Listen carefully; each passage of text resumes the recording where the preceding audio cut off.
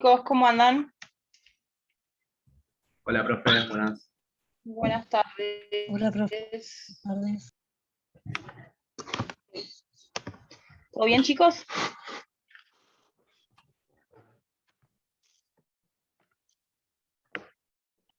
Esperen que voy a prender esto.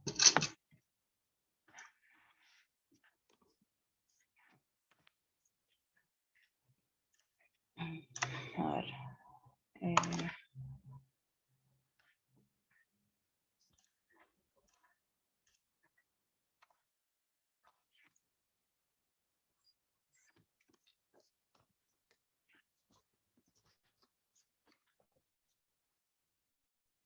Bueno, ¿cómo vienen? ¿Les quedó claro todo lo del tema de cómo va a ser el parcial?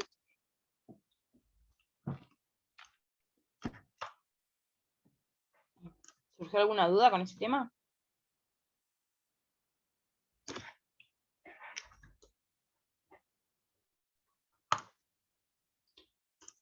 Bueno. Bueno, díganme si están viendo el PowerPoint ahí. Sí, se ve, se ve, se ve. ¿No? Vamos a ver. Bueno, chicos. Hoy es la anteúltima clase que tienen conmigo hasta la fecha del parcial. El parcial, recuerden, va a ser oral. Les aviso, por lo que coordinamos hasta ahora, en la mesa del examen de ustedes voy a estar yo y una docente de otra comisión. ¿Bien? Más tarde, probablemente, se incorpore la doctora Analia Bonadíez y me reemplace a mí o reemplace a la otra docente, ¿sí? Si estamos muchas horas, que seguramente. El doctor Trobo va a estar en la otra comisión tomando en las 7, así que bueno, principalmente van a tener la mesa conmigo. Así que como consejo, traten de estudiar los detalles que les fui mencionando que íbamos a tomar. Traten de estudiar los temas que vienen conmigo, no solo los temas que vienen conmigo, obviamente, pero lo más probable es que si yo les haga la pregunta, me enfoque más en eso. Lo cual no significa que la otra docente que tome conmigo no vaya a preguntarle de otros temas, ¿sí? Pero es un dato más para tener en cuenta a la hora de estudiar. Bueno. Hoy tenemos que ver la unidad 14, que Esto de es... lo que dijo el doctor Trobo, que podríamos preparar una unidad o un tema en especial, ¿cómo sería? Elegís un tema que te haya interesado, que te haya gustado, o que sea el que mejor hayas comprendido. Obviamente, esto de elegir un tema tiene que ser un beneficio para ustedes, ¿sí? O sea, no vengan a hablar de persona jurídica cuando no lo entendieron, ¿sí? Porque es la peor manera de arrancar un examen. Puedes elegir un tema de los que vimos, lo preparás vos, digo, lo Perdón, estudiás más a profesora, fondo que quizás el resto de los temas, o... Sí. perdón, ¿y el horario cuál sería? Por lo que sí, vamos a arrancar eso de las 10 de la mañana, no está confirmado. Es la organización interna que tuvimos entre nosotros. Vamos a ver si queda ese horario o no, ¿sí? Porque inscriptos hay alrededor de 50 personas en esta comisión. Son pocos los que se presentan a la hora de la cursada. Pero Claro, en porque yo principio tenemos que trabajo y presumir que se van salgo a presentar a rendir con 50. claro, Está porque bien, salgo no después de pasa las nada. 14 horas. Bien. Sí, no hay problema con eso. O sea, quien tenga que rendir más tarde o más temprano nos lo va a poder avisar y lo vamos a organizar. Les decía, preparan un tema. Al principio del examen les vamos a preguntar si quieren empezar con un tema que hayan preparado ustedes o si quieren que les hagamos preguntas. Nos dicen, preparé un tema, preparé tal tema. Empiezan a hablar, lo comentan, y probablemente si el tema lo sepan bien, dejamos ese tema y pasamos a otro. A menos que el tema no lo sepan muy a fondo y les hagamos una pregunta y no la sepan, ¿sí? Básicamente es eso. Y por más que digan perfectamente el tema que eligieron, obviamente les vamos a preguntar otras unidades. Pero es una manera, si se quiere, más alentadora de arrancar un examen, hablando de algo que uno sabe, ¿sí? Sobre todo porque ustedes entiendo que en estos primeros exámenes tienen más nervios. Entonces, si a ustedes como técnica para rendir les sirve, buenísimo, ¿sí? Si no les sirve, no tienen por qué hacerlo. ni vamos a creer que saben menos por presentar un tema o no, ¿sí? ¿Alguna duda más con eso?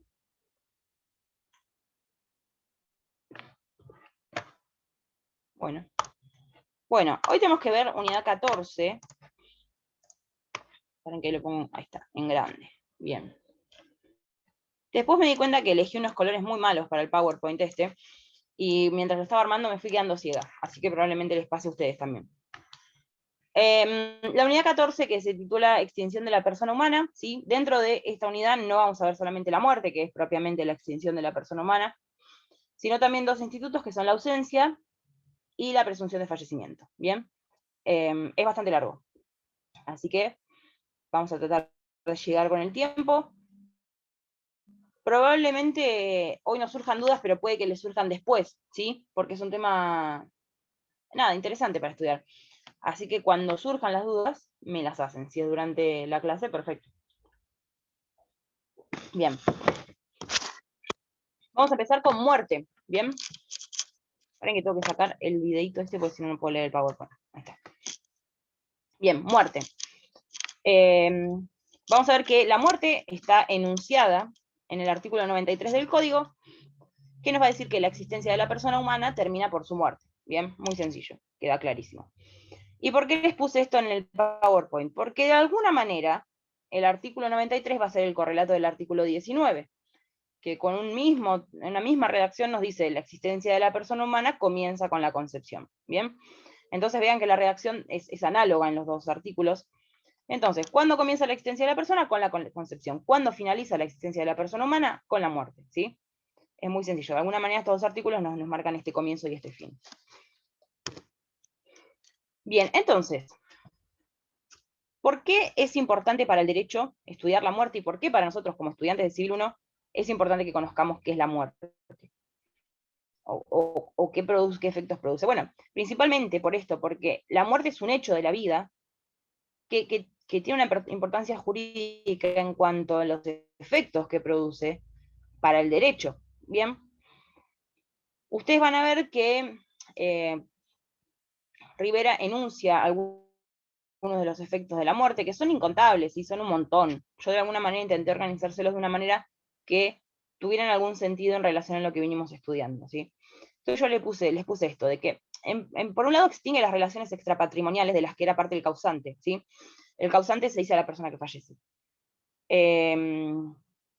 Por ejemplo, va a finalizar el matrimonio y la responsabilidad parental, ¿sí? ¿Y por qué se da esta extinción de las relaciones extrapatrimoniales? Bueno, principalmente porque cuando algo es extrapatrimonial tiende a ser intuitu personae, ¿sí? Entonces, como la obligación o el derecho es inherente a la persona, al fallecer la persona, entonces se extingue de alguna manera ese derecho o esa obligación, ¿bien? Que es todo lo contrario a lo que suele suceder cuando las relaciones son de carácter patrimonial, ¿sí? Ya sea derechos o obligaciones patrimoniales. ¿Por qué? Porque normalmente las relaciones patrimoniales no son intuitu personae, por lo tanto, van a transmitirse a los herederos al producirse la muerte del causante, ¿bien? De manera que van a subsistir estas relaciones patrimoniales, simplemente va a cambiar el sujeto, ¿sí? Va a cambiar el sujeto, que lo va a hacer ya en calidad de heredero, ¿bien? ¿Y cuándo se produce esta transmisión? En el momento mismo de la muerte. No es necesaria el inicio del proceso sucesorio, ¿bien? Muchas veces se cree que para la transmisión de los derechos por causa de muerte es necesario iniciar un juicio sucesorio. La verdad es que no. O sea, para algunos casos sí, pero en principio, el principio general contenido en el Código Civil y Comercial es que con el momento mismo de la muerte se produce la transmisión a los herederos, ¿sí? Excepto de aquellos que no se transmiten por vía de muerte. Por ejemplo, decimos los que mencionamos arriba, las cuestiones extrapatrimoniales. Hay varios más. Igual esto a mí no me interesa que sepan el principio general que es estos dos. Luego en sucesiones ustedes van a ver cuándo se transmite y cuándo no por vía de muerte. Pero en principio todo lo que es extrapatrimonial fallece junto con el causante, se extingue junto con el causante, y las relaciones patrimoniales se transmiten a sus herederos, salvo aquellas que no son transmisibles por vía de muerte. ¿Bien? Paren que tengo un mensaje en el chat. Silvia, estamos viendo unidad 14. Luego les dice Rivera algunos otros efectos de la muerte, como por ejemplo dice que cesa la representación voluntaria, se extinguen los derechos laborales, porque los derechos laborales tienen un carácter intuitu personae, y se extinguen los derechos electorales. Dice algo así como los derechos de calidad de ciudadano. Bien, es evidente por qué. Pero en principio, bueno, me interesa que sepan estas dos frases que les puse acá. Bien. Entonces, ¿qué es la muerte si pensamos en algún tipo de concepto, si se quiere, coloquial, que se acerque a lo jurídico, ¿sí? Pero nada muy técnico? En principio, bueno, nos dice Saux que la muerte es el cumplimiento inevitable del ciclo vital de toda persona humana, y menciona esto, dice que sea por enfermedad, por muerte violenta, como un homicidio, un accidente, un suicidio, una catástrofe, o por el simple agotamiento de sus funciones vitales en relación a la edad biológica, ¿sí? Es decir, al derecho no le van a importar las causas de la muerte, ¿sí? A ver, le pueden llegar a importar en caso de que haya que reparar los daños, en caso de que haya alguna acción penal. Pero en principio, a los fines de lo que estudiamos hoy, que es que los efectos de la muerte, al derecho no le van a importar las causas, ¿sí? Solamente, a ver, sin importar la causa, el efecto jurídico o las consecuencias jurídicas de la muerte van a ser siempre las mismas, ¿sí? ¿Cuáles son? Estas que les mencioné antes, ¿sí? No va a diferir la causal, los efectos según la causal de la muerte. Bien. Y luego, Rivera nos acerca a un concepto médico, ¿sí? De lo que es la muerte. Ustedes van a ver en el libro que tienen para leer también el tema de el concepto de muerte en la ley de trasplantes, ¿sí? Creo que el tema de trasplantes lo vieron con el doctor Pellier. ¿Me pueden confirmar si lo vieron en Derechos Personalísimos?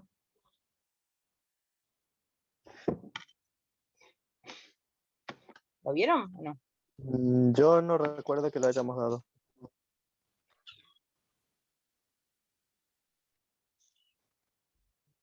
¿No le subió un video ni nada?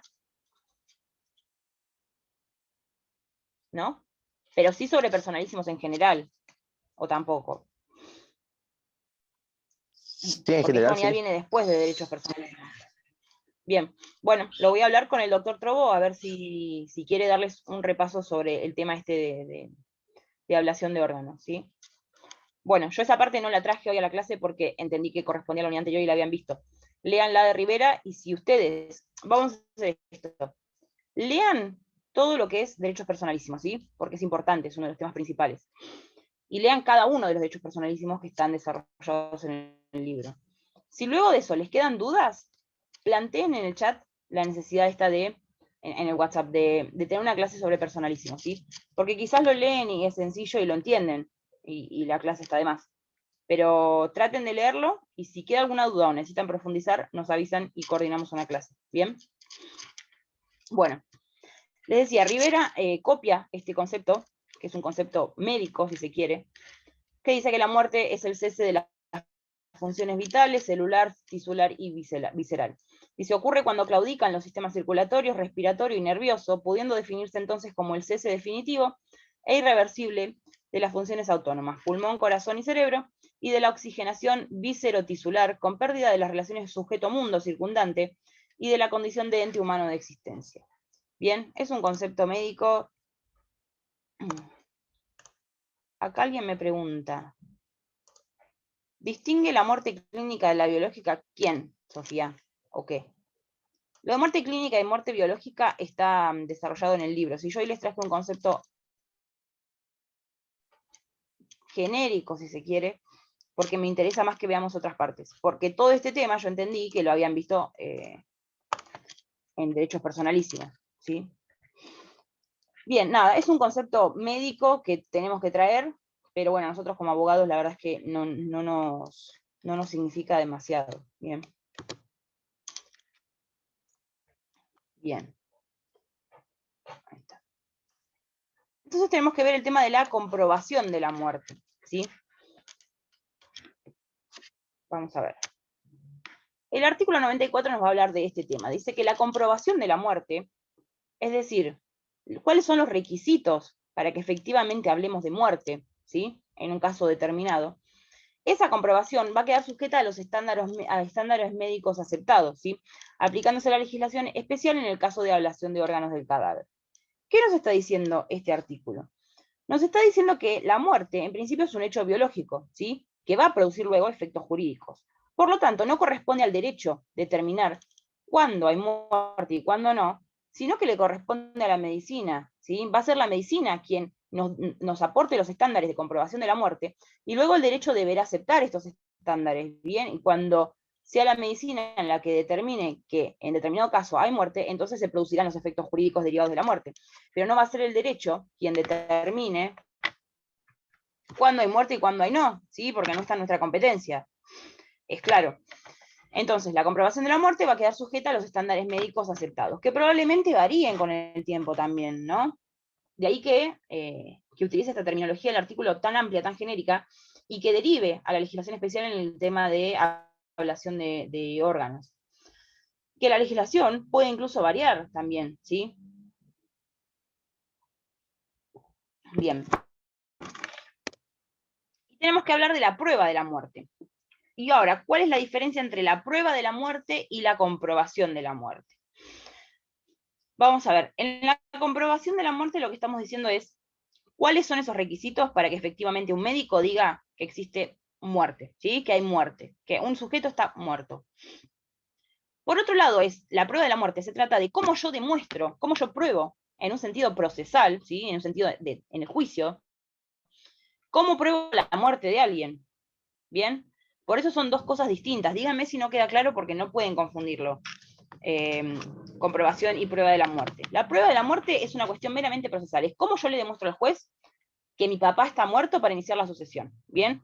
Porque yo no le puedo decir, señor juez, abre la sucesión porque mi papá falleció. No, yo tengo que acercar pruebas como en cualquier tipo de juicio, ¿sí? Entonces, ¿cómo pruebo la muerte? Nos lo va a decir el artículo 96, ¿bien? Y nos va a decir que el nacimiento, ocurrida en la República, las circunstancias de tiempo y lugar y el sexo de nacimiento, el nombre y la afiliación de las personas, se prueba con las partidas del registro civil. Y que del mismo modo se va a probar la muerte de las personas fallecidas en la República. Es decir, ¿cómo pruebo entonces la muerte? Mediante la correspondiente partida de función emitida por el registro civil. ¿Bien? Yo voy a iniciar el sucesorio de X persona, presento la partida de función. ¿Bien? Bien. ¿Y cómo escribo yo la muerte, no?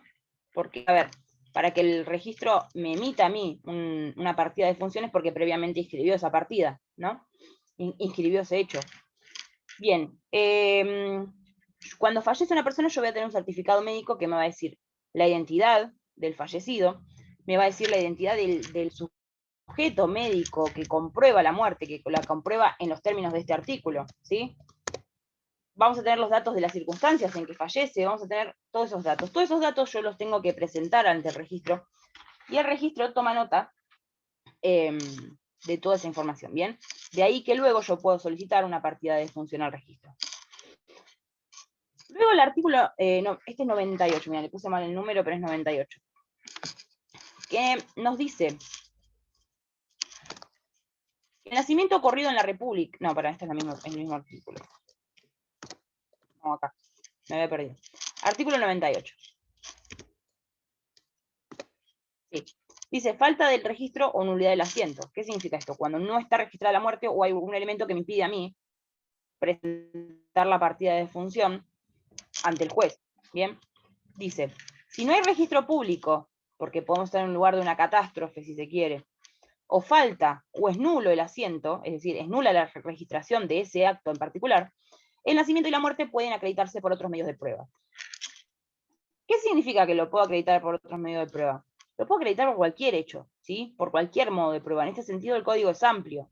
Ahora, ¿yo puedo presentarme en una sucesión y acreditar la muerte por cualquier medio de prueba? No, solamente voy a poderlo acreditar por cualquier medio de prueba cuando no tenga la posibilidad de presentar esa partida, pero esa imposibilidad tiene que estar fundada en la falta de registro o la falta o nulidad del asiento, ¿bien? En principio a mí no me va a aceptar el juez la prueba de la muerte amplia, ¿bien? Tampoco me va a aceptar la prueba del nacimiento amplia. Y luego nos dice esto, que si el cadáver de una persona no es hallado o no puede ser identificado, el juez puede tener por comprobada la muerte y disponer la pertinente inscripción en el registro si la desaparición se produjo en circunstancias tales que la muerte debe ser tenida por cierta. Que esto último que menciona acá el código, lo vamos a ver ahora cuando veamos presunción de fallecimiento, ¿sí? Que ¿cuál es la nota característica que menciona acá el artículo? La falta de cuerpo, la falta de cadáver, ¿sí? Para comprobar la muerte y para comprobar la identidad del sujeto que fallece. ¿Bien? Acá tengo un mensaje, a ver, esperen. Se tiene como presunción, me dice Viviana. Viviana, prende el micrófono y comentámelo, así lo charlamos. No, justo lo que me quedaba esa duda, pero usted ya lo explicó bien, profesora. Claro, cuando hay una catástrofe se determina como una presunción primero para después dictaminar que hay una muerte, ¿no? Para que el juez pueda después dictaminar. El artículo acá no menciona lo de la catástrofe. ¿A qué te referís? Comentámelo bien. Por ejemplo, lo que usted decía, si hay una catástrofe, yo alego, no sé, está muerto, pero es una presunción por un tiempo de que esa persona falleció, a eso es lo que me refiero. Hasta Mira, que el juez dictamine que realmente... Cuando yo mencioné lo de la ¿Es así? catástrofe, me refería a que no hay registro público porque hubo una catástrofe en el lugar, no porque haya fallecido alguien. Cuando yo dije lo de la catástrofe, me refería a eso, a que vamos a suponer que el registro de Mar del Plata no está más porque hubo una catástrofe en Mar del Plata y se perdió todo. ¿Bien? Ahora, el segundo párrafo de este artículo, que menciona la muerte sin cadáver de alguna manera, sí puede proceder en el caso de una catástrofe, que eso es lo que ahora vamos a ver. ¿Bien? Bueno, entonces queda clara la prueba de la muerte. La prueba de la muerte se prueba con la partida de función del registro, y en caso de falta de que no haya registro público, o falte o sea nulo el asiento registral, el nacimiento y la muerte se van a acreditar por cualquier otro medio. Bien. Y recuerden que es diferente de la comprobación de la muerte. Y luego tenemos el tema de la conmoriencia, que esto es muy importante, chicos. ¿De qué se trata la conmoriencia? A ver, vamos a suponer que ocurre una catástrofe natural, ¿no? Como dijimos. Y fallece un grupo determinado de personas, ¿sí? Y encontramos los cuerpos y todo, digo, acá vamos a suponer que no está el problema de la falta de cadáver, ¿sí? Pero encontramos una familia fallecida. ¿Cuál es el problema que plantea eso para el derecho? ¿Cuál les parece a ustedes? La sucesión. Coméntenme a ver qué se les ocurre. La sucesión. Bien, Franco. ¿Cuál es la cuestión? Saber quién falleció primero y quién falleció después. ¿Sí? Para saber si el hijo hereda al padre y luego el hijo veremos quién lo hereda, ¿sí? O para saber quién transmite a quién los derechos, ¿sí? Entonces, ¿cuál es el fundamento de esta teoría de la conmoriencia? Es determinar la transmisión de derechos si las personas que fallecen están vinculadas jurídicamente, ¿sí? Si no están vinculadas jurídicamente, no nos interesa tampoco pensar en este tema, ¿sí? Digo, en cualquier circunstancia donde fallecen un grupo de personas vinculadas jurídicamente, que no se puede determinar quién fallece primero y quién fallece después, es cuando empezamos a pensar en este tema de la conmoriencia. ¿Bien? Entonces, planteada esta situación de hecho, digo, a ver, nosotros ahora vamos a ver la respuesta, pero en la doctrina se han ensayado respuestas. A mí me llamó la atención, yo cuando estudié este tema, estudiábamos todas estas posibilidades de la doctrina, y me llamó la atención que el libro de Rivera no lo mencionara. Pero a lo que voy, es que planteada esa circunstancia, de hecho, este interrogante para el derecho, se han ensayado respuestas, ¿sí? Entonces se ha planteado la posibilidad de que, a ver, por cuestiones naturales, quien fallecería primero sería el más viejo, entonces asumimos que fallecieron en orden, si se quiere, cronológico, según la edad, ¿bien? O fallecen primero los sujetos más vulnerables, ¿sí? Los niños y las mujeres, si queremos pensar que somos más vulnerables, o fallece primero quien padece una enfermedad, porque de alguna manera todas estas cuestiones le dan una desventaja física por sobre los demás, ¿sí? Entonces, determinar quién fallece antes, quién fallece después es importante para el derecho. ¿Para qué? Para determinar la transmisión de los derechos por causa de muerte. Bien, la respuesta que adopta nuestro código, y que ya la adoptaba, es esta idea de que fallecen todos juntos, en el mismo momento. ¿Bien? Entonces, entre un padre y un hijo, que fallecen juntos no se da una transmisión de derechos, porque fallecieron juntos, ¿sí? Si el hijo falleciera un segundo después, sí habría transmisión. Pero el derecho, nuestro derecho civil y comercial, elige sostener la doctrina de la conmoriencia, que es este día fallecen todos en el mismo momento. ¿Perfecto? Entonces, ¿cuáles son los requisitos para que podamos hablar de conmoriencia? En primer lugar, esto de que haya un fallecimiento múltiple, ¿sí? Chicos, esta diapositiva tiene una falta de ortografía, la voy a corregir antes de subírsela. Que haya un fallecimiento múltiple. Después que, entre quienes fallecen, este grupo que fallece, exista una vocación hereditaria recíproca o una vinculación jurídica supeditada a la muerte. Porque van a ver que Rivera dice, no necesariamente estamos hablando de que haya una vocación hereditaria en el sentido de la sucesión, sino que puede haber otro tipo de vinculaciones jurídicas que están supeditadas a la muerte. Por ejemplo, vamos a suponer que una de las personas que fallece en el grupo puede cobrar un seguro de vida, ¿sí? Entonces, si fallece quien era titular de ese seguro, el otro debería cobrarlo, ¿no? Si fallece unos segundos después, pero si fallece en el mismo momento, no, pareciera que no.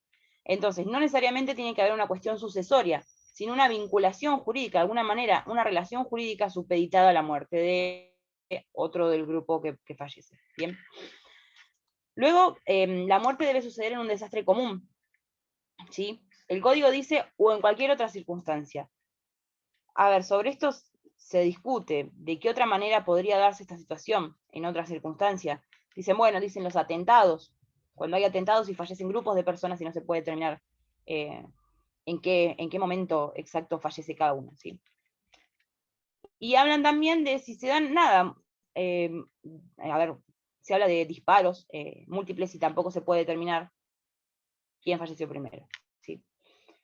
Y luego está esta cuestión de que no se puede aprobar la prelación de un fallecimiento respecto del otro u otro. ¿Por qué? Porque si yo tengo manera de acreditar quién fallece primero y quién después, entonces no necesito recurrir a la doctrina de la conmoriencia. ¿Bien? Si de alguna manera yo puedo probar el orden en que fallece el grupo, no necesito sostener la doctrina de la conmoriencia. Bien, de alguna manera la conmoriencia vendría a ser supletoria a la falta de prueba o a la falta de conocimiento. ¿Queda claro esto hasta acá, chicos? Profe, tengo una duda.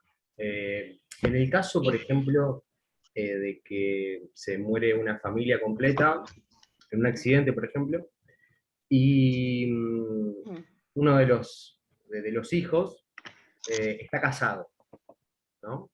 Sí. ¿No entraría en línea sucesoria esa persona que no, obviamente no estaba en el viaje, digamos? ¿Cómo es la pregunta? Viene una familia, Vos estás preguntando básicamente el orden sucesorio. eso mismo, Bien. Vamos a suponer, si fallece una persona, quien hereda primero van a ser los descendientes, ¿sí? Los descendientes junto con el cónyuge, ¿bien? Si hay cónyuge. Luego, los ascendientes, ¿sí? Junto con el cónyuge. Entonces vos me decís, vamos a suponer que fallece un padre y un hijo, ¿sí? Y ese hijo está casado. Si sostenemos la doctrina de la conmoriencia, entonces fallecen a la vez y el hijo no va a heredar al padre, y por lo tanto, la cónyuge o el cónyuge del hijo tampoco, ¿bien? Solamente va a heredar a su cónyuge, pero no va a heredar lo que viene del padre, ¿bien? Por otro lado, si sostenemos que el hijo fallece unos segundos después, aunque sea, primero ese hijo va a heredar al padre y luego la cónyuge heredará lo que corresponde, ¿bien? Pero ahí sí, de alguna manera, la cónyuge está heredando bienes de ambos fallecidos, ¿bien? Por esa es la diferencia. Y si agrandamos el grupo y pensamos vinculaciones más complicadas, también es mucha la diferencia, ¿sí? Esa es la idea más o menos. Bien, ¿qué nos dice el código sobre la conmoriencia? Nos dice en el artículo 95 que se presume que mueren al mismo tiempo las personas que perecen en un desastre común o en cualquier otra circunstancia si no puede determinarse lo contrario. Por lo tanto, estamos hablando de una presunción iuris tantum, ¿sí? Y yo sé que el doctor Trobo les comentó que era una presunción iuris tantum y que era una presunción iuris et de iure. Así que ahora me lo van a comentar ustedes de qué se trataba cada una.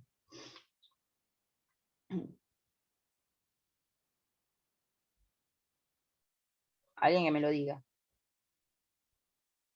No me acuerdo de las palabras en latín que significaban cada una. ¿Qué significa cada una? Por eso no me acuerdo qué significaba cada una. ¿Te acordás? Bien. ¿Nadie se acuerda los dos tipos de presunciones? Bueno, la presunción iuris tantum es aquella presunción que hace el derecho pero admite prueba en contrario. ¿Qué significa? Acá me dice Sofía, presunción solo de derecho que ordena admitir como probado en juicio un hecho, mientras no se prueba de lo contrario. En realidad no tiene que ver con la prueba en juicio, ¿sí? Es simplemente algo que presume la ley, más allá de que haya o no un proceso y más allá de que... Digo, no es que la presunción tiene como destinatario el juez, ¿sí? La presunción está en el derecho y implica a todos los operadores jurídicos. La presunción iuris tantum es aquella cuestión que el derecho asume, prima facie, sin embargo, puede ser dejada de lado si existe una prueba en contrario. Bien, este es el caso. ¿Cuál es la presunción acá? El fallecimiento conjunto al mismo momento, ¿sí? ¿Cuál es la prueba que yo puedo ofrecer para desvirtuar la presunción? Y una prueba que demuestre lo contrario, como dice el artículo, que demuestre el orden de prelación en que fallecieron. Luego, hay presunciones iuris et de iure, no me acuerdo ahora, no sé alguna, ahora no me acuerdo. Pero hay un montón, ¿eh? ¿Qué significan? Que no admiten prueba en contrario, que para el derecho determinada cuestión es de determinada manera, ¿sí? Es decir, por más de que yo tenga pruebas en contra, al derecho no le van a importar mis pruebas, ¿sí? Va a seguir sosteniendo esa postura de alguna manera. ¿Alguno se acuerda de alguna presunción iuris et de iure? También se dice que no admiten prueba en contrario, ¿sí? Hay un montonazo de estas. Tendría que pensar alguna. A ver. Pueden ser, por ejemplo, ¿Nadie se los casos de acuerda? muerte. Sí. Pueden ser, por ejemplo, los casos de presunción de muerte extraordinarias o las simples. Es Que, que por ahí yo ejemplo, la ley puedo determina presentar que... prueba en contrario.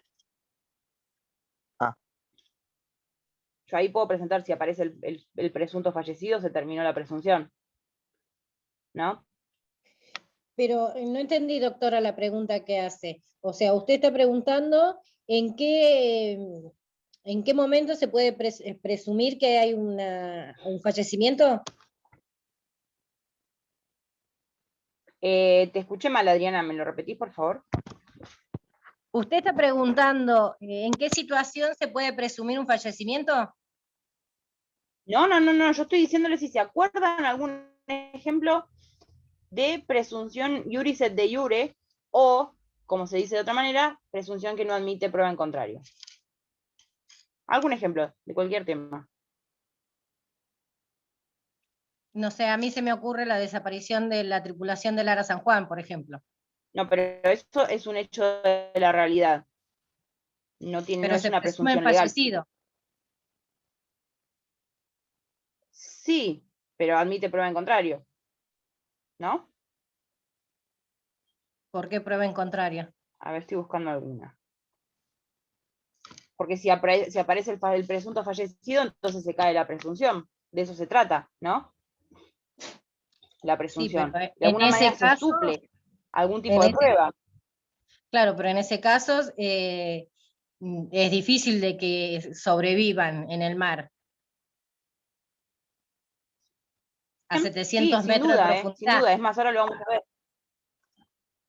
Sin duda, eso Profe, ahora lo vamos a ver. Pero la cuestión es que igual admite prueba en contrario. Sí, decime, Franco. un ejemplo tonto, por ejemplo, se me ocurre, no sé, que un nene de 9 años no puede ser padre, bajo ningún punto de vista. Esa es una presunción. No exactamente esa, pero la del tema del discernimiento. Ahí les digo el artículo, vamos a ver. No es que no puede ser padre, vos ahí te estás refiriendo, si se quiere, a un hecho biológico, ponele. Claro, no, Pero biológicamente ahí no les voy a podría ser decir. padre. Claro, pero eso no es una presunción legal. Ya les voy a decir. Acá. Mira, artículo 261 dice, acto involuntario. Es involuntario por falta de discernimiento el acto ilícito de la persona menor de la persona menor de edad que no ha cumplido 10 años. O sea, el derecho me está diciendo, si yo tengo menos de 10 años y cometo un acto ilícito, el acto es involuntario. Ahora, ¿yo puedo de alguna manera destruir esa presunción?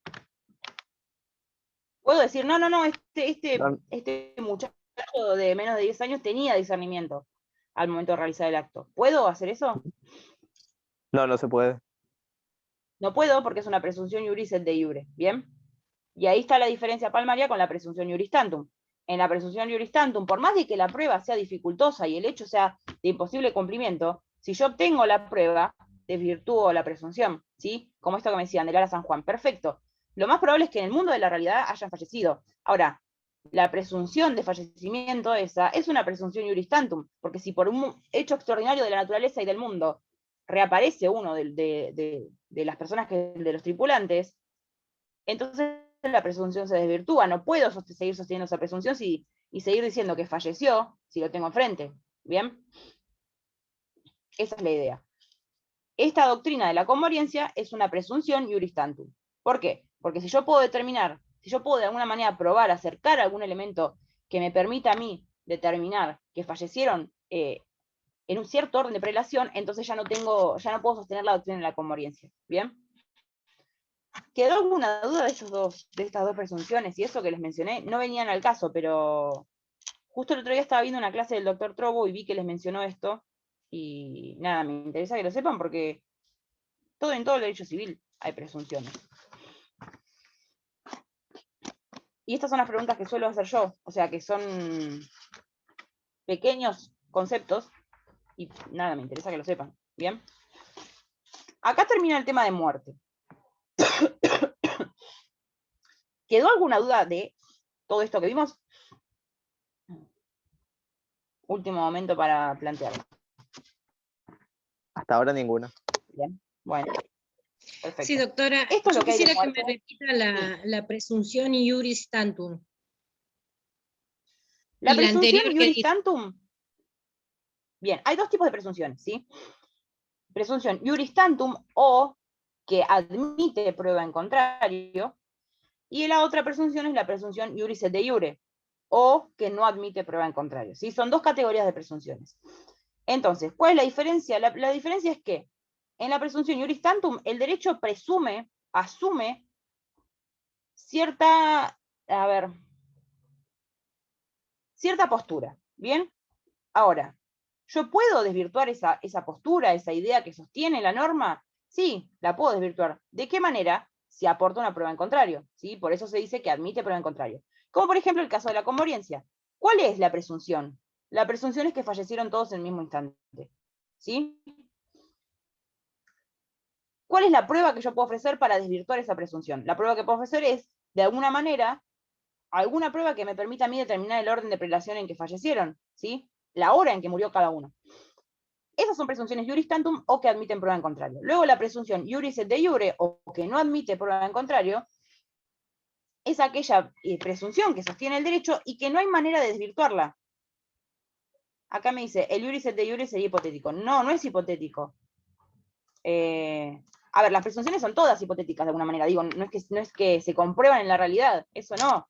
¿Sí? Lo que pasa es que suple de alguna manera el derecho una falta de información, ¿sí? Porque si nos quedáramos toda la vida pensando si fallecieron al mismo tiempo los tripulantes del Lara San Juan o no, o si habrá habido algún orden de prelación, entonces nunca podemos avanzar y declararlos muertos o no, ¿sí? Entonces, de alguna manera, esa falta de información la suple el derecho. ¿De qué manera? Mediante presunciones, ¿sí?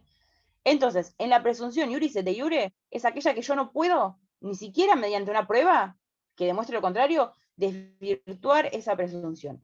Un ejemplo, dije, es este artículo que dice que el niño, un familiar podría pedir data de muerte. ¿Qué significa eso, Iván? Explícamelo y te lo contesto. Entonces, este artículo que dice que los menores de 10 años no tienen discernimiento para la realización de actos ilícitos, ¿sí? Así lo dice de otra manera, pero significa eso. Si tenés menos de 10 años, no tenés discernimiento para realizar un acto ilícito. Por lo tanto, el acto no va a ser voluntario, ¿bien? Y no se te va a imputar las consecuencias. Perfecto. Ahora, yo puedo traer a un nene de 10 años que efectivamente realizó un acto ilícito y yo decirle al derecho, no, mire, derecho, este niño sí tiene discernimiento por más de que tenga 10 años. ¿Yo lo puedo hacer? A ver, ¿puede existir un niño que a los 10 años tenga discernimiento para los actos ilícitos? No lo sé, tal vez sí, no lo sé. Ahora, ¿nos importa? No nos importa, porque por más de que yo demuestre que este chico tiene todo el discernimiento del mundo y es un niño prodigio y sabe lo que hace, al derecho no le importa, porque es una presunción iuris et de iure, es decir, no me admite ningún tipo de prueba en contrario, y va a seguir sosteniendo esa presunción, ¿bien? ¿Queda claro? Por eso no admite prueba en contrario, no tengo forma de desvirtuar la presunción iuris et de iure. Y acá me dice Iván, saber exactamente cuánto llevan muertas las personas. Vos, a ver, Iván, prende el micrófono y poneme un poco en contexto. ¿Puede ser? Digo, ¿en qué situación de ¿Ahí me de escucha? muerte? ¿A quién? Sí, te escucho.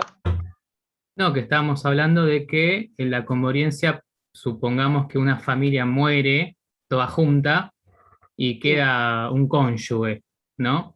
Esa persona podría pedir data de muerte, a ver si en todo caso su marido murió después o lleva menos tiempo muerto. Podría pedirse algún tipo de prueba pericial. Es que de hecho la idea es también saber, ¿sí? La verdad de lo ocurrido. Por eso lo que dice el artículo es, si no se puede determinar lo contrario, si no se puede determinar el orden de apelación, entonces aplicamos la doctrina de la conmoriencia. ¿Qué significa? Que presumimos, que fallecieron todos en el mismo instante. Pero sin duda que uno va a poder pedir algún tipo de pruebas, ¿sí? Y Listo, probablemente perfecto. más en el proceso penal, seguramente de oficio, La se hagan audiencia, estas pruebas en el proceso penal. por ejemplo, ¿Habló el recién? perito, sí, en la autopsia puede salir Claro. el horario de la muerte. Sin duda, lo que pasa es que probablemente en estos casos así de catástrofes la diferencia sea de segundos, de minutos, y quizás la pericia no tenga tanta precisión, ¿sí? Pero sin duda. Bueno, sigo. Acá termina el tema de la muerte, ¿bien? Ahora tenemos que ver el tema de la ausencia, ¿sí? Que ahora se llama ausencia simple. Artículo 79 nos dice que si una persona ha desaparecido de su domicilio, ¿sí? Sin tenerse noticias de ella y sin haber dejado un apoderado, puede designarse un curador a sus bienes si el cuidado de estos los exige, si el cuidado de los bienes exige un curador. Dice que la misma regla debe aplicarse si la persona que desaparece de su domicilio dejó un apoderado, pero el apoderado tiene un poder insuficiente o no desempeña convenientemente el mandato. ¿Bien? Es una situación distinta, acá no estamos hablando de una muerte, ¿bien? Por eso les decía, el título de la unidad es fin de la existencia de las personas, pero el fin se da con la muerte y no con la ausencia, ¿bien? Entonces, ¿cuándo hablamos de ausencia simple? Bueno, cuando tenemos la desaparición de una persona de su domicilio, ¿sí? Obviamente por un tiempo razonable, digo, si una persona desaparece 2 días, no se va a iniciar un proceso de declaración de ausencia, ¿bien?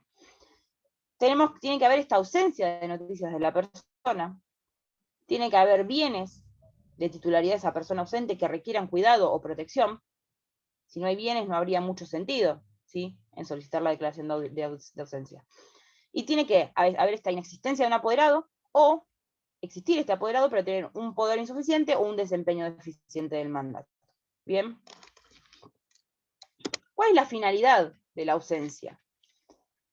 O de la declaración de ausencia, ¿sí? Porque cuando hablamos de ausencia simple estamos hablando de un término jurídico, no de la mera falta de una persona, ¿sí? Entonces, ¿cuál es la finalidad de este instituto del derecho civil que se llama ausencia simple? La finalidad es esto, velar por los bienes de la ausencia. Sí. Iba a decir eso, que busca la protección de los bienes de la persona, cuando los bienes requieren un cuidado necesario. Claro, esto que les puso, que quien intenta una declaración de ausencia lo que quiere es una designación de un curador a los bienes, ¿sí? Por eso, acá, dice que, acá puse, que debe haber existencia de bienes que requieran cuidado o protección, porque si no hay bienes, entonces ¿de qué nos serviría, no? El que nombren un curador a los bienes del ausente. Entonces vemos que la finalidad no es ningún tipo de medida respecto de la persona del ausente, sino que la finalidad es, para aquellos que quedan, de alguna manera, que mantienen algún interés en los bienes del ausente, entonces la idea es justamente velar por los bienes del ausente, de alguna manera proteger y administrar los bienes del ausente. ¿Bien? Entonces, la ausencia simple se va a solicitar, la declaración de ausencia se va a solicitar en un procedimiento judicial. ¿Bien? ¿Cuándo? Cuando se den los requisitos que vimos recién. Ahora, ¿quiénes son los legitimados activos para solicitar la declaración de ausencia? Porque claramente el ausente no puede hacerlo. Nos lo va a decir el artículo 80, que nos dice que pueden pedir la declaración de ausencia el Ministerio Público y toda persona que tenga un interés legítimo respecto de los bienes del ausente. Y acá les digo a ustedes, ¿qué les recuerda este artículo? Algo que vieron conmigo.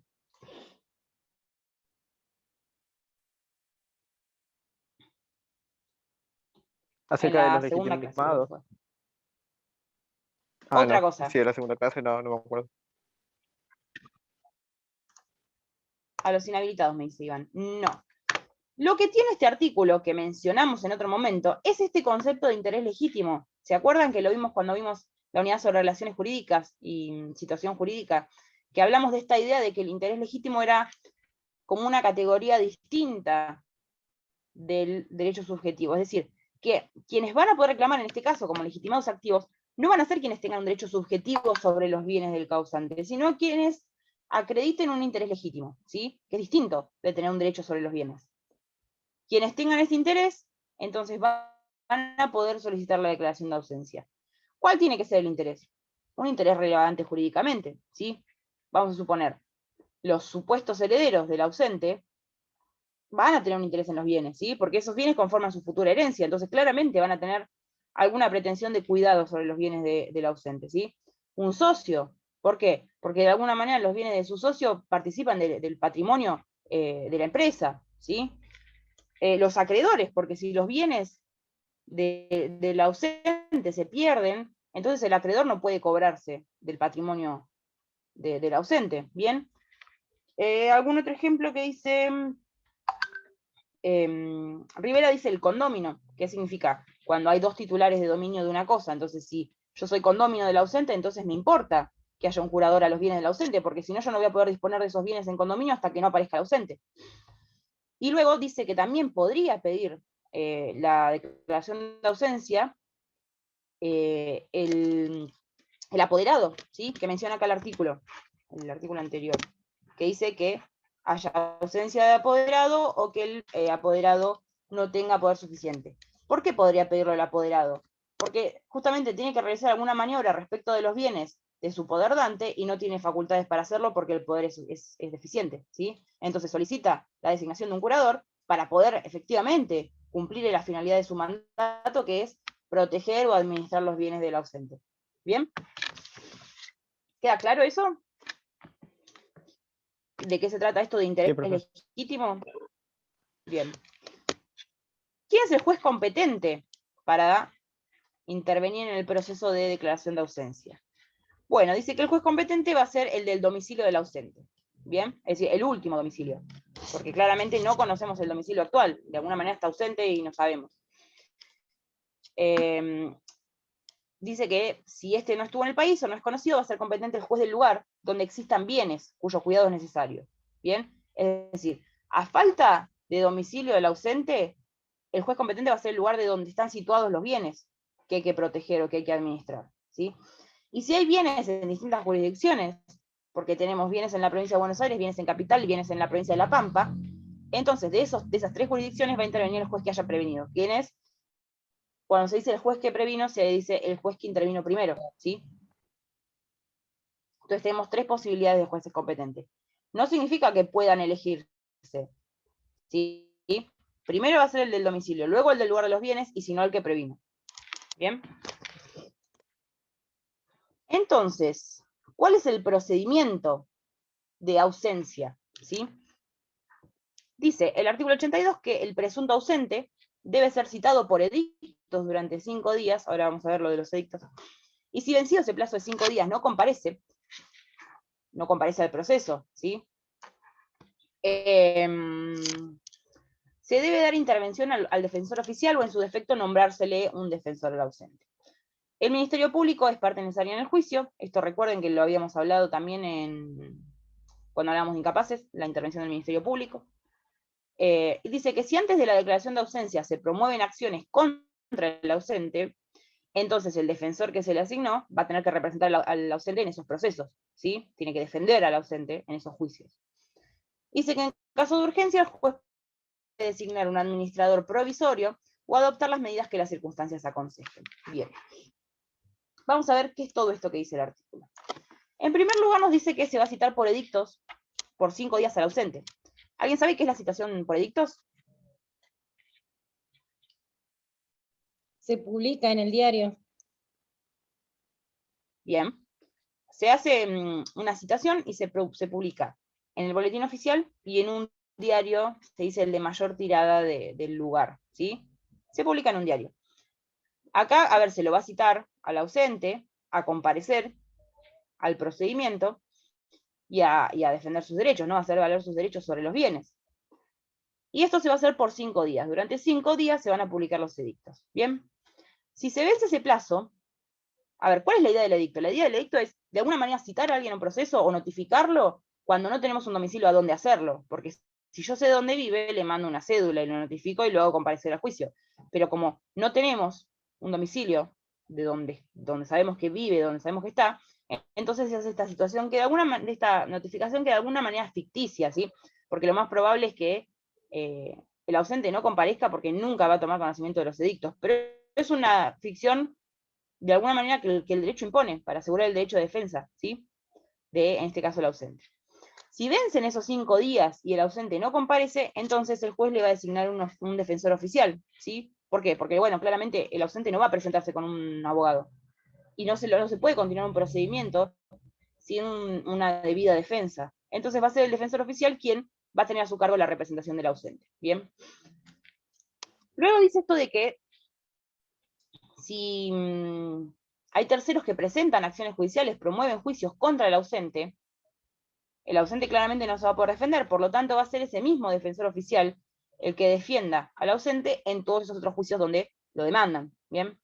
Y luego dice esto de que el juez puede decretar, puede designar un administrador provisorio, un administrador de los bienes, ¿sí? Porque hasta acá no designó un curador, que dijimos que era la idea del procedimiento de ausencia. Puede designar un administrador provisional o adoptar las medidas que las circunstancias aconsejen. Es decir, puede dictar medidas cautelares tendientes a la conservación y a la administración de los bienes del ausente. Bien. Entonces, si todo este procedimiento se cumple, nos va a llevar a la finalización del proceso de ausencia, que es el dictado de la sentencia. ¿Bien? Paren que veo la hora. Bien. En la sentencia, bueno, dice el artículo que oído el defensor, si concurren los extremos legales, se debe declarar la ausencia, ¿sí? Y nombrar un curador. Y para la designación se debe estar a lo previsto para el discernimiento de la tutela, bien, de la curatela.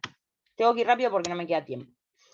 Dice que el curador solamente va a poder realizar los actos de conservación y administración ordinaria de los bienes, ¿sí? De los bienes del ausente. Y que todo acto que exceda la administración ordinaria debe ser autorizada por el juez. ¿Por qué? Porque el ausente no está muerto. Entonces lo único que hay que hacer es mantener de alguna manera protegidos los bienes, hasta tanto regrese el ausente, ¿sí? Si estuviera muerto, entonces quizás sería otra la solución. ¿Bien? Quizás podría disponerse de esos bienes, podrían tomarse medidas más extremas. La autorización dice que debe ser otorgada por el juez solamente en los casos de necesidad evidente e impostergable. La autorización para cualquier acto que exceda la administración ordinaria. Y luego dice que los frutos de los bienes administrados deben ser utilizados para el sostenimiento de los descendientes, cónyuge conviviente y ascendientes del ausente. Bien. Entonces, esa sentencia, ¿cuáles son los efectos? El efecto va a ser la declaración de la ausencia y el nombramiento de un curador a los bienes del ausente conforme a las normas de la curatela. Bien. Acá me dice Sofía, ¿pasados cuántos años se declara el fallecimiento? Ahí vamos a eso, a la presunción de fallecimiento. Porque acá estamos hablando solo de ausencia, acá no hay muertos, ¿sí? Hay solamente una persona que se ausenta de su domicilio por un tiempo que uno considere, porque tampoco dice el derecho cuánto tiempo tiene que pasar para la declaración de ausencia, y existen bienes que hay que proteger, nada más, ¿sí? Bien, dijimos, efecto de la sentencia, entonces la declaración de ausencia, y esto de nombrar un curador a los bienes del ausente, ¿sí? ¿Qué actos va a poder realizar ese curador? O va a deber realizar, va a tener que realizar, actos de conservación y administración ordinaria, ¿sí? Y el curador tiene esta obligación de destinar los frutos de los bienes, es decir, si tenemos un inmueble, un fruto civil del inmueble es el alquiler, la renta que produce. Esos frutos los tiene que destinar al sostenimiento de los descendientes, cónyuge conviviente y ascendientes del ausente, ¿bien? Porque asumimos que es lo que haría el ausente, ¿sí? Entonces, de alguna manera, se impone esa obligación al curador. ¿Y qué actos no va a poder realizar el curador o va a necesitar autorización judicial? Todo acto que no sea de conservación o exceda la administración ordinaria, y solamente se va a dar esta autorización en los casos de necesidad evidente e impostergable. Esto que les pongo en esta diapositiva, lo mismo que dice el artículo, pero de alguna manera ordenado. ¿Bien? Y luego tenemos este artículo final, que nos dice cuándo concluye o cómo concluye la curatela a los bienes del ausente, ¿sí? Que son causales genéricas. Dice que la curatela va a terminar por la presentación del ausente, ¿sí? Porque si se presenta ya no está más ausente y no hay necesidad de velar por sus bienes. Su muerte, ¿sí? Porque se inicia un procedimiento sucesorio. O su fallecimiento presunto, judicialmente declarado. ¿Bien? Que este inciso C es lo que vamos a ver ahora. ¿Bien? Yo lo que quiero que quede claro es que cuando hablamos de ausencia simple estamos hablando de simplemente la falta de una persona en su domicilio, ¿sí? Y la necesidad está de proteger y continuar con la administración y protección de los bienes, ¿sí? Pero no estamos hablando de que nadie haya muerto. En principio, el ausente permanece ausente. ¿Bien? ¿Puede darse que el ausente se presuma fallecido? Sí, que es este inciso C, que es lo que vamos a ver ahora. Que es la ausencia con presunción de fallecimiento, se decía antes, o la presunción de fallecimiento en general. ¿Sí? Entonces, ¿cuál es la situación, de hecho, que nos hace hablar de esta presunción de fallecimiento? Bueno, puede darse o que la ausencia, esta que hablábamos recién, se prolongue por mucho tiempo, ¿sí? Y uno comience a empezar a pensar la posibilidad de que se haya producido el fallecimiento de la persona. O podemos hablar de que la persona haya estado presenciando un acto, un evento natural con capacidad suficiente para producir la muerte, ¿sí? Un terremoto, las inundaciones que se producen, los tsunamis, ¿sí? O una acción de guerra, ¿sí? Si estuvo en un lugar de guerra y no aparece, entonces puede presumir el derecho, podemos presumir nosotros que hubo un fallecimiento, ¿sí? Y otro de los casos que nos hacen presumir el fallecimiento es cuando hay un naufragio, ¿sí? Como me decían hoy, de Lara San Juan, por ejemplo, de un buque o un accidente de avión. En esos dos casos también se presume el fallecimiento. ¿Y por qué en todos estos casos presumimos el fallecimiento y no lo damos por cierto, chicos? Porque la Porque persona no hay no aparece cadáver, todavía, porque no no está aparecieron los comprobado cuerpos. todavía su muerte. Porque no tenemos cuerpo, justamente. ¿Sí? Ahí lo dijo alguien. No tenemos cuerpo, entonces tenemos que presumir el fallecimiento. Si no, directamente comprobaríamos la muerte y ya está. Pero en estos casos no tenemos cadáver, no tenemos cuerpo. Pero sí tenemos una fuerte presunción, unas circunstancias que rodean al hecho que hacen presumir fuertemente la muerte. ¿Bien? Entonces vamos a tener 3 casos, ¿sí? De presunción de fallecimiento. Un caso ordinario, un caso extraordinario genérico y un caso extraordinario específico. ¿Bien? Entonces, ¿cuándo hay presunción de fallecimiento? En estos 3 casos, que los vamos a ver. Bien, caso ordinario. El caso ordinario de presunción de fallecimiento va a ser el artículo 85, que dice, la ausencia de una persona de su domicilio sin que se tenga noticia de ella, que esto ya lo habíamos leído, pero ahora dice por el término de 3 años, ¿sí? Causa la presunción de su fallecimiento aunque haya dejado apoderado. El plazo debe contarse desde la fecha de la última noticia del ausente. ¿Qué diferencia tiene este artículo con el artículo donde hablaba de la ausencia, chicos? Y eso es importantísimo. ¿Cómo, profe? ¿Qué diferencia hay entre este artículo y el artículo de ausencia? Porque este artículo es caso ordinario de presunción de fallecimiento. El otro es la ausencia. Y por Además la de La muerte, diferencia es el tiempo, el tiempo de desaparición que tiene. Por ejemplo, acá se bien, acá exige un término de 3 años de desaparición para que pueda declararse presuntamente muerto. y hay algo más, además del tiempo, es cierto. Pero el otro artículo está no la tenía un plazo. presunción de Este dice, desaparecido, no dice de fallecimiento. claro, acá bueno, está porque la finalidad es la distinta. muerte. Claro, sí, pero acá hay otro detalle que hace que para algo sirva la presunción de fallecimiento y para otra cosa sirva la ausencia. ¿Para qué servía la declaración de ausencia? Para nombrar un curador a los bienes de la persona desaparecida. ¿Y acá sirve para eso? Ryan, ¿te parece? No, no. ¿Por qué? Este es Porque este para, artículo no nos menciona.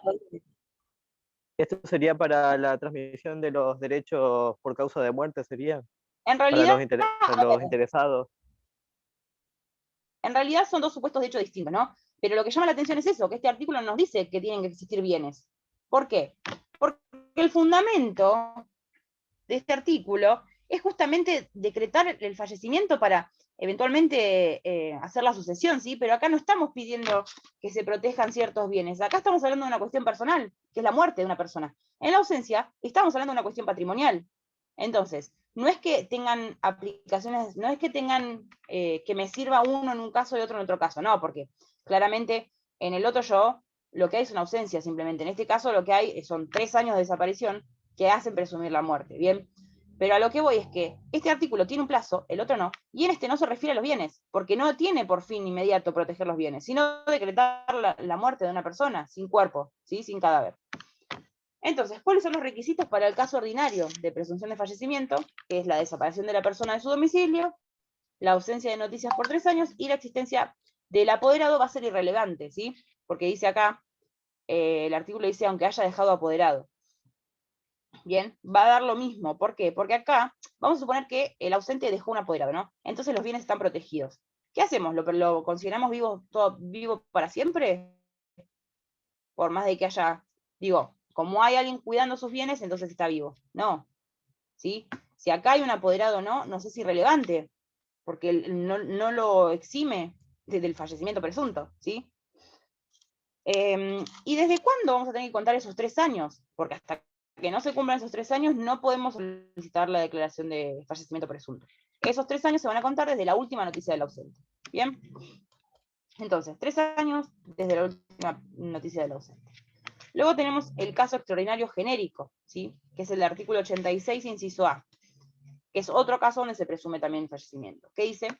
Si por última vez se encontró en el lugar de un incendio, un terremoto, una acción de guerra, u otro suceso semejante susceptible de ocasionar la muerte, o participó de una actividad que implique el mismo riesgo y no se tiene noticia de él por el término de 2 años, contados desde el día en que el suceso ocurrió o pudo haber ocurrido.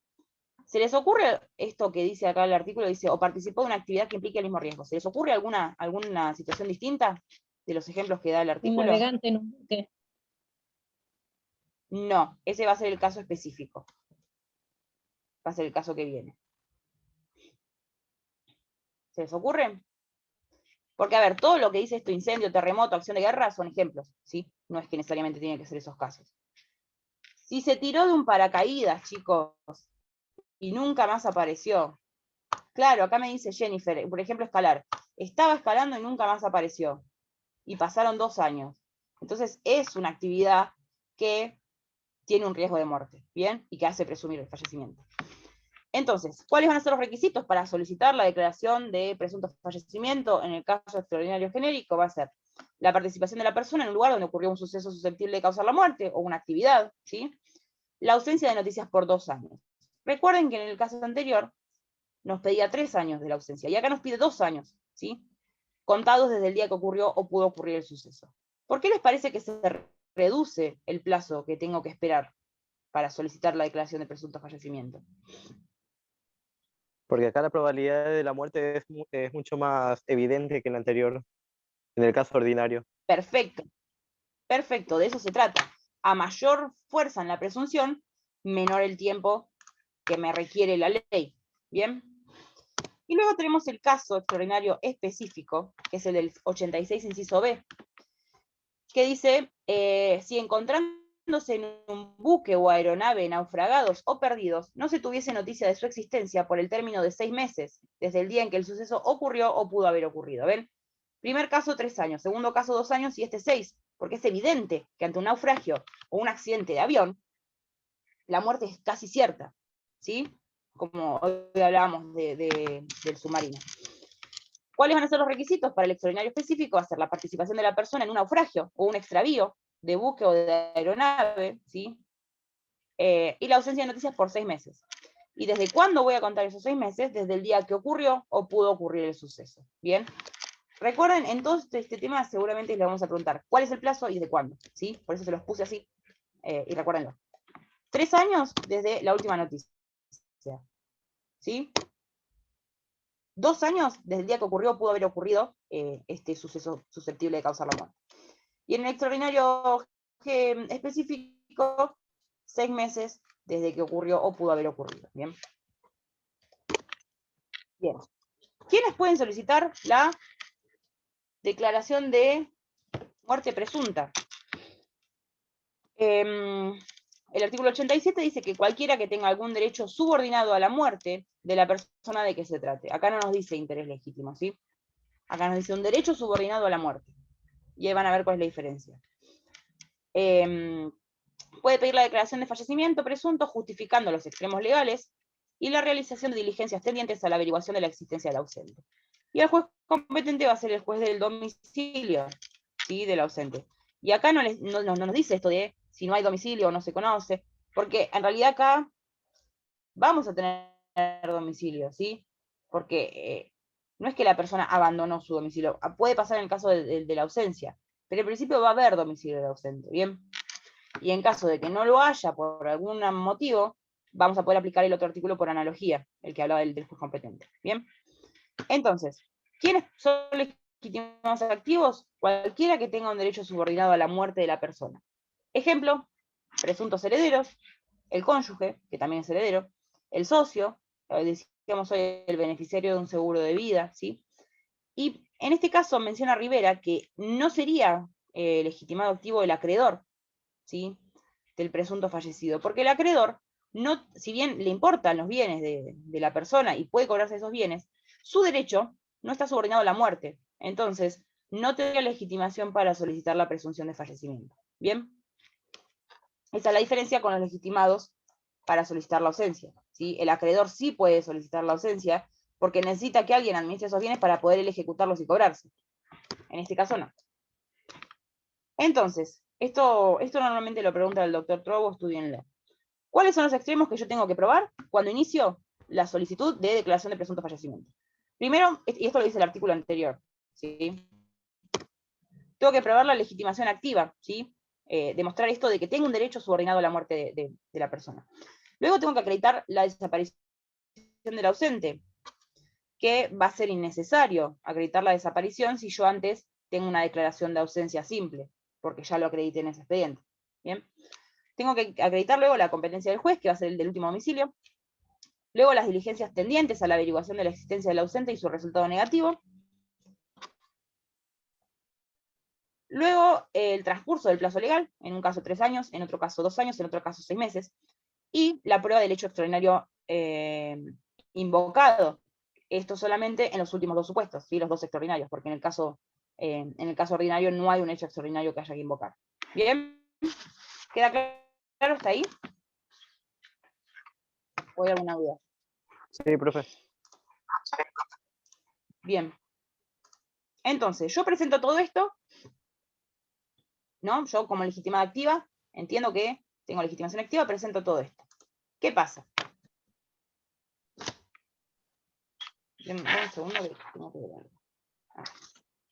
ver. Dice, el 88 dice que el juez debe nombrar un defensor al ausente y dar intervención al defensor oficial y citar al ausente por edictos una vez por mes durante 6 meses. ¿Sí? Acá cambia, antes lo citábamos por 5 días, ahora es una vez por mes durante 6 meses. También debe designar un curador a sus bienes, si no hay mandatorio con poderes suficientes, porque si hay un mandatario, no hace falta nombrar un curador, ¿sí? Y dice que la declaración de simple ausencia no constituye presupuesto necesario para la declaración de fallecimiento presunto, más aún si estamos en un caso extraordinario, ¿sí? Ni suple la comprobación de las diligencias realizadas para conocer la existencia del causante. ¿Qué es esto que les puse acá? Ves que tengo que acreditar las diligencias tendientes a la averiguación de la existencia. Sin embargo, si yo tengo una declaración de ausencia anterior, no tengo que probar la desaparición, ¿sí? Que era otro extremo que puse acá que había que probar, la desaparición del ausente. En ese caso no tendría que probarlo, ¿sí? Entonces, el artículo dice que la declaración de ausencia no suple la prueba de estas diligencias necesarias, ¿sí? Pero sí me sirve a mí para acreditar la ausencia, ¿sí? La desaparición de la persona. Bien, entonces, volvemos. El juez nombra un defensor oficial, ¿sí? Esto es lo mismo que en la ausencia. cita al ausente por edictos por 6 meses, una vez por mes por 6 meses. Es decir, que yo espero, vamos a suponer en el caso ordinario, espero 3 años desde la desaparición. Inicio el procedimiento. Una vez que inicio el procedimiento, son 6 meses de citación por edicto, ¿sí? Y luego continúa el proceso. Pero digo, son 2 plazos distintos que tengo que esperar. Y luego, bueno, el juez designa a un curador de los bienes si no hay un mandatario con poderes suficientes o no desempeña bien el mandato. ¿Entienden en qué momentos son los 3 años y en qué momentos son los 6 meses de los edictos? El año pasado hubo un parcial con esta pregunta y lo contestaron todos mal.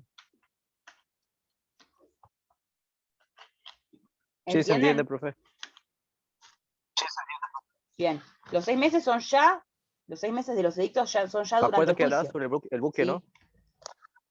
Hablaba sobre el buque de la ¿Qué cosa? nena que quería pedir una... Sí, sobre el examen, sobre una desaparición de un buque. Puede ser, sabes que no me lo acuerdo exacto el caso, pero me acuerdo que preguntaba sobre si tenía que iniciar o no la sucesión, cuánto tenía que esperar, y todos habían contestado mal. Claro, había... Bien. Y la persona quería iniciar la sucesión a los 8 días y era imposible porque tenía que pasar 6 meses para eso. Sí. No, y además, para iniciar la sucesión yo voy a necesitar... a ver, si yo iniciara una sucesión en circunstancias normales, ¿qué tengo que probar? Dijimos al principio, la muerte. ¿Cómo pruebo la muerte? Mediante Con el la certificado partida de de función. función. Claro, y yo en estos casos no tengo un certificado de función. ¿Sí? Entonces, si yo en uno de estos casos quiero iniciar el sucesorio, primero necesito la sentencia que declara la presunta muerte. Y con eso inicio el sucesorio, ¿sí? Nunca podrían 8 días, porque primero tengo que esperar los 3 años, los 2 años o los 6 meses del plazo de cada caso. Luego tengo que esperar todo el procedimiento. Dentro del procedimiento tengo que esperar los 6 meses de la citación por edictos. Una vez que termina el procedimiento y tengo la sentencia, con esa sentencia recién puedo abrir el sucesorio. ¿Bien? Ténganlo en cuenta, después piénsenlo. Bien. Yo me acuerdo sentencia. que una amiga, perdón, yo me acuerdo que una amiga mía estaba rindiendo ese parcial y yo estaba ahí con ella para ver cómo eran los parciales, que yo iba a rendir este año también, y me acuerdo de esa pregunta. Sí, no, le fue mal a todo el mundo igual, así que no estuvo muy bueno. Bien, pasados los 6 meses de la publicación de edictos, les agrego yo. Sí. Perdón que te pregunte, ¿en qué les fue mal? O sea, ¿qué es lo que pusieron como para no cometer el mismo error, digamos? Porque muchos entendían que con este juicio de fallecimiento presunto ya tenían la sucesión hecha. Y no, es un proceso distinto. A ver, porque la sucesión es un juicio, ¿no? ¿Cuál es el presupuesto inicial del juicio? La muerte. ¿Cómo acredito la muerte? Con la partida de función. Si yo no tengo la partida de función porque no hay un cadáver y no hay una comprobación de la muerte, una comprobación médica de la muerte, entonces ¿qué necesito? Una sentencia que declare el fallecimiento presunto. ¿Y cómo obtengo esa sentencia que declara el fallecimiento presunto? Mediante este juicio de presunción de fallecimiento. Bien, entonces confundían los plazos porque aparte confundían los 6 meses de los edictos con los plazos de cada uno de los casos, de los 3 años, 2 años o 6 meses. Y además entendían que una vez que tenían esta sentencia ya estaba hecha la sucesión. Y no es así. No, o sea, sería que con la sentencia recién iniciarían la sucesión. Claro, sí, porque la sentencia esta hace las veces de partida de función. ¿Sí? O sea, ¿se acuerdan que decía el artículo que la prueba de la muerte es una prueba amplia, si no hay partida, si pasa algo, ¿sí? Bueno, a ver, de todas maneras yo esta sentencia la voy a escribir después, ¿sí? Pero va a ser esta sentencia la que reemplace la comprobación de la muerte. ¿Bien? Entonces, pasados los 6 meses de la publicación de edictos, les agrego yo, recibida la prueba ¿de qué? De todos los extremos que les dije antes que tenían que probar, ¿sí? Y oído al defensor, el juez debe declarar el fallecimiento presunto si están acreditados los extremos legales, fijar el día presuntivo del fallecimiento y disponer la inscripción de la sentencia. Y ahí les puse en el registro civil. Es decir, se va a inscribir la muerte como cualquier otra muerte, se inscribe en el registro civil, ¿bien? ¿Cómo lo inscribo? No ya con el certificado médico que dice murió en tal hora y por tal causa, sino con una sentencia, ¿bien? Y luego el código nos habla del día presunto de fallecimiento, que dice que debe fijarse como día presunto de fallecimiento, porque antes la sentencia dice que, el artículo dice que la sentencia debe fijar el día presunto de fallecimiento. Y no lo sabemos, probablemente, ¿no? Porque justamente las circunstancias que rodean la muerte son dudosas, ¿bien? Entonces, ¿cómo determina el juez en su sentencia el día presuntivo de fallecimiento? Dice que en el caso ordinario, el último día del primer año y medio. ¿Sí? ¿Qué significa? Que si yo tuve que esperar 3 años de la ausencia, de esos 3 años, le saco la mitad y es el último día, ¿sí? Del primer año y medio. ¿Bien? No me van a hacer las cuentas, por favor. Pero la idea es esa. En el libro tienen ejemplos con números, ¿sí? Pero se entiende, si tuve que esperar 3 años, de esos 3 años, tomo el primer año y medio y el último día de ese primer año y medio, supongo, asumo, presumo como juez que sucedió la muerte. ¿Bien? Luego dice que en el primero de los casos extraordinarios, que era el genérico, que era el de acción de guerra, circunstancia que tenga la posibilidad de causar la muerte, dice el día del suceso, ¿sí? Si yo sé que el tsunami sucedió tal día, sé qué día falleció. Y si no está determinado, porque puede que no lo sepamos exactamente o que haya pasado varios días, el día del término medio de la época en que ocurrió o pudo haber ocurrido. Y esto es difícil de entender, pero a ver, Rivera lo dice de la siguiente manera. Vamos a suponer que hubo una acción de guerra o un tornado que duró 3 días, ¿sí? Yo no sé exactamente qué día falleció. Entonces tengo que tomar el término medio de la época en que ocurrió o pudo haber ocurrido. Si yo sé que ocurrió entre el 1 y el 3, digo que murió el 2. ¿Bien? Porque es el término medio de ese plazo donde ocurrió o pudo haber ocurrido. ¿Sí? Es medio artesanal todo esto. El juez lo tiene que hacer de una manera siguiendo probabilidades, qué sé yo, o ni siquiera, a veces ni siquiera es probable, ¿sí? Pero la cuestión es que la sentencia sí o sí tiene que contener la fecha del fallecimiento. Y luego dice que en el segundo caso extraordinario, que era el de naufragio o accidente de avión o buque, el último día en que se tuvo noticia del buque o de la aeronave. Este caso es más sencillo, ¿sí? Y luego dice que si es posible, la sentencia debe determinar también la hora presunta de fallecimiento, ya es un milagro. Y en caso contrario, se tiene por sucedido en la expiración, o sea, en la hora 24, del día declarado como presuntivo de fallecimiento. ¿Bien? Entonces, una vez que yo tengo la sentencia que declara el fallecimiento presunto, ¿qué pasa? ¿Sí? Esto es muy importante, chicos. Esto es lo más importante, básicamente. Quienes tengan derecho a los bienes, es decir, los herederos, deben iniciar el juicio sucesorio si quieren hacerlo. ¿Bien?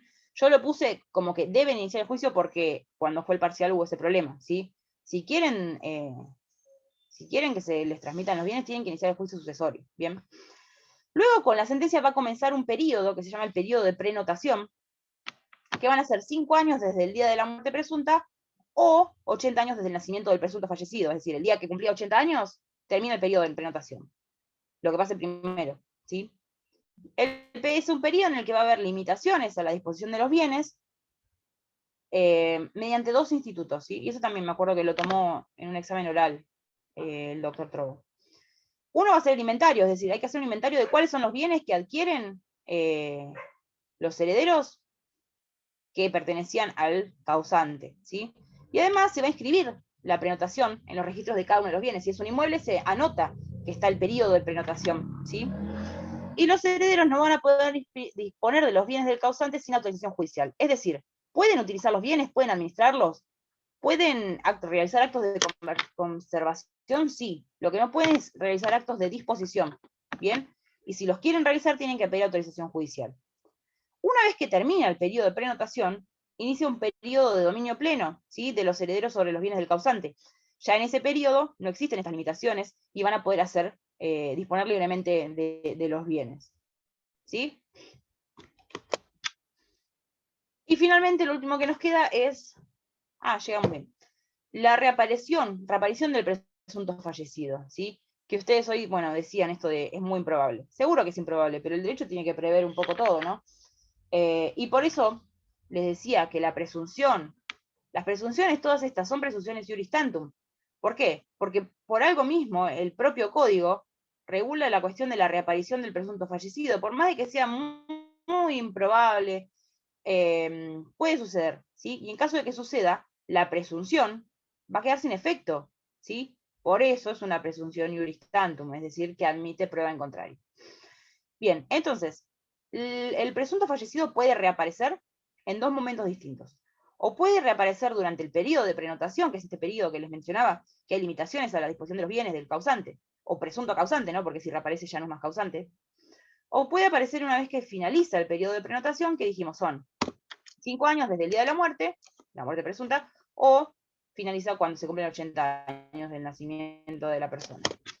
¿Sí? Entonces, si reaparece el presunto fallecido durante el periodo de prenotación, el artículo 91 en una parte nos va a decir que si fueron entregados los bienes, ¿sí?, a los herederos, y se presenta el causante o se tiene noticia cierta de su existencia, queda sin efecto la declaración de fallecimiento, lógico, ¿sí?, presunción iuris tantum, procediéndose a la devolución de aquellos a petición del interesado. ¿Y cómo hago para devolverlos? Les pregunto a ustedes, ¿qué pasa si yo vendí uno de los bienes y tengo que devolvérselo al interesado? Es decir, al presunto fallecido. ¿Qué hago, chicos? Recuerden que estamos dentro del periodo de prenotación. Y hay que devolver las cosas como estaban cuando se la dieron. Sí, pero yo lo vendí.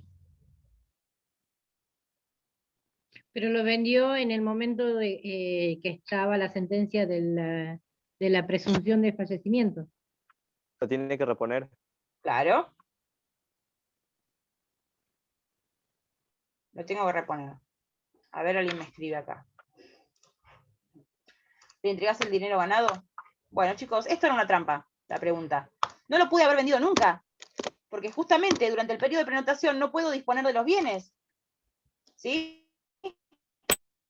Claro, pero si... Entonces no lo pude haber vendido, por sí, eso el código tampoco prevé la posibilidad de que lo haya vendido. incluso con autorización judicial. ¿Qué decías, Ryan?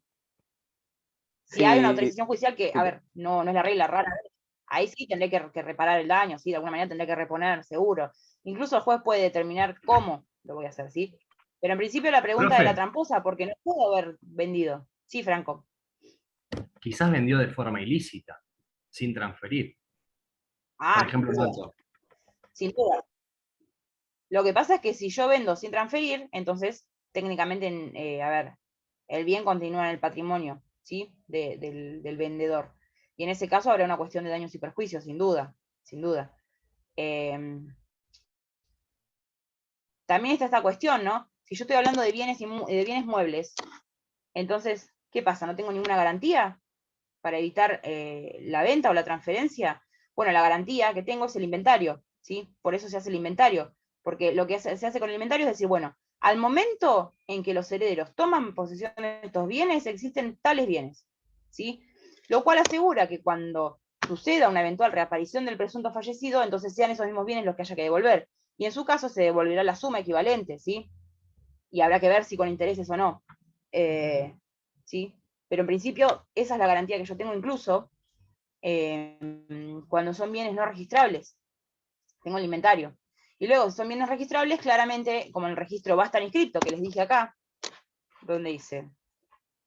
Acá, B, les puse inscripción de la prenotación en los registros. Como va a estar inscrita la prenotación, entonces no voy a poder transferir, ¿sí? Y si, digo, y tampoco voy a poder porque no tengo autorización judicial para disponer, ¿bien? ¿Qué pasa ¿Y eso si cuánto tiempo lleva? ¿Qué cosa? ¿La prenotación? Claro. Esto que les dije acá, el periodo de prenotación dura 5 años desde el día de la muerte presunta, o finaliza cuando el presunto fallecido cumple 80 años, ¿sí? O sea, pasado los 5 años ya el heredero o la persona que queda a cargo de los bienes puede disponer de ellos.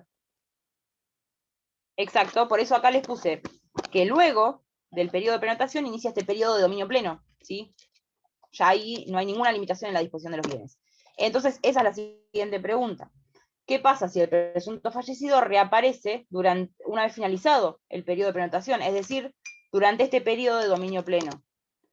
El artículo 92 nos da una solución muy sencilla, que dice que si el ausente reaparece, puede reclamar la entrega de los bienes que existen en el estado en que se encuentran. Es decir, si se vendieron y no existen más, no hay nada que devolver. y si se mantienen pero están en otra condición distinta, entonces se devuelven también en el estado en que se encuentran al momento de la reaparición. ¿Bien? Acá no hay tanto tema porque había concluido el periodo de prenotación, digo, no pueden estar inmovilizados de por vida esos bienes, ¿sí? Una vez que estamos en el periodo de dominio pleno, entonces ya el presunto fallecido reaparece, puede reclamar solamente lo que hay en el estado en que se encuentra, ¿sí? ¿Qué más puede reclamar? Los bienes adquiridos con el valor de los que faltan. Bien, sí, eso se llama subrogación real. Si yo vendí la casa del causante y compré otra cosa, bueno, me quedo con la otra cosa, ¿sí? El precio deudado de los enajenados, ¿qué significa? Yo vendí un bien que pertenecía al presunto causante y todavía no me lo pagaron. ¿Sí? Cuando me lo paguen, esa plata le va a corresponder al causante. ¿Bien? Y además los frutos no consumidos, ¿qué significa? Los frutos son cosas accesorias que da una cosa. Por ejemplo, los frutos de un árbol, los frutos de cualquier planta, ¿sí? Pero existe algo también que se llaman frutos civiles. Los frutos civiles son las rentas. Es decir, el dinero da frutos. ¿Cuál es el fruto? Si yo presto un dinero, luego tengo un interés, ¿bien? Si yo alquilo un inmueble, ese inmueble me da una renta. Esa renta es un fruto, ¿sí? Entonces, dice que quien reaparece puede reclamar los frutos no consumidos. Es decir, los frutos que devengó, que generó la cosa que le pertenecía, pero que todavía no se la gastaron, ¿sí? Quien tenían a cargo los bienes. Entonces cobró 5 alquileres y no se lo gastó. Esos 5 alquileres los puede reclamar como fruto no consumido. ¿Bien? Bueno, paren que termino esto. Acá terminamos. Vieron que es bastante, es medio complicado. ¿Les quedó? Acá me dice Jennifer, ¿le entregás el dinero ganado? Sí, sí, efectivamente. Lo que pasa es que todo esto no es tan sencillo, está todo sujeto a prueba, a que yo como ex presunto fallecido pueda demostrar, ¿sí? Que tenía tal cosa, a ver, que la tenía va a estar en el inventario, seguro. Pero que la vendieron, que quién la vendió, que cuánto recibió a cambio, que, digo, todas estas cuestiones las voy a tener que probar. ¿Bien? ¿Les queda alguna duda, chicos? No, profe. Hasta acá nada. Después leyendo surge alguna duda. Si después surge alguna, la comentamos por WhatsApp, ¿sí? Recuerden esto del periodo de prenotación, esa anteúltima diapositiva creo que era donde les habla un poco de los efectos, ¿sí? De la sentencia de presunción de fallecimiento. ¿Bien? Bueno, chicos, llegamos justo. Y recuerden, estudien derechos personalísimos, y si necesitan una clase, avisen y la coordinamos. ¿Bien? Les mando un saludo a todos. Gracias, profe. Gracias, profe. Nos vemos. Nos vemos. Chao, chao. Adiós.